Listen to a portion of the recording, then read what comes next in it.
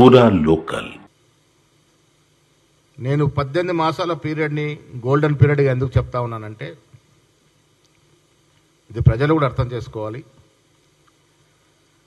ఉద్యోగాల కోసమే తెలంగాణ తెచ్చుకుంటే బీఆర్ఎస్ పార్టీ ఎవరికి కూడా ఉద్యోగాలు ఇవ్వకుండా కేవలం కుటుంబంలో రాజకీయ ఉద్యోగాలు తీసుకొని ప్రజల్ని మోసం చేసింది.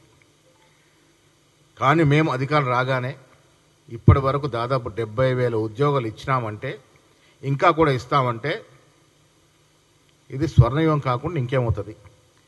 ఆనాడు మహిళలకి ఇచ్చిన ఉచిత బస్సు మొదలుకొని